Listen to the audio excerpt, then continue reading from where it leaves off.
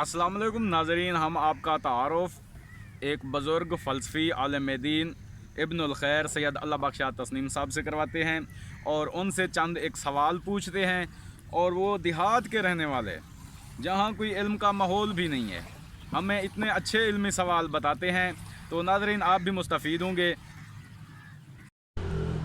السلام علیکم۔ وعلیکم السلام۔ شاہ جی کیا حال ہے؟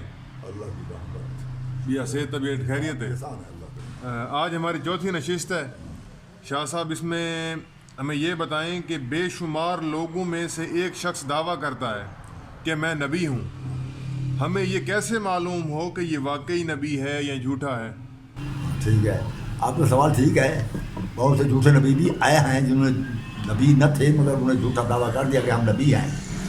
سوال یہ ہے کہ جس کو اللہ نبی بنا کر بھیجتا ہے اس کو اپنی طرف سے معجزات عطا فرماتا ہے۔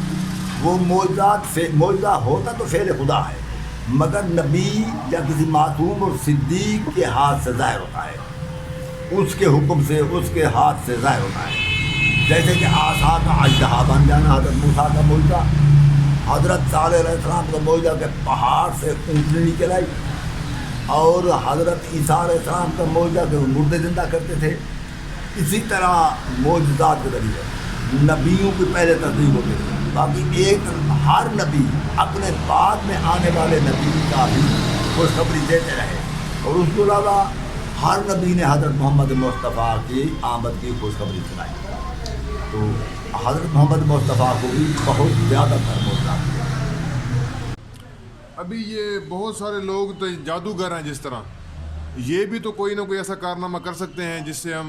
ہاں وہ بات یہ ہے، جادوگری کے لیے کچھ سامان کی ضرورت ہوتی ہے اور معجزہ کے لیے کوئی سامان کی ضرورت نہیں۔ دوسری بات یہ ہے کہ جادوگری جو ہے وہ جیسے آنکھیں بند کرتے ہیں کچھ وقت کے لیے، حقیقت کچھ نہیں ہوتی، مگر جو معجزہ ہوتا ہے بعد میں بھی وہ موجود رہتا ہے۔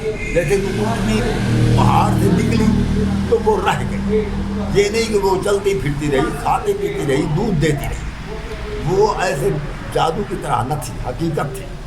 اور اسی طرح جب آسا سے اژدہا بنا تو وہ بھی جادوگر کے ساتھ کھا گیا، اور جادوگروں نے پہچان لیا کہ یہ جادو نہیں ہے، حقیقت ہے۔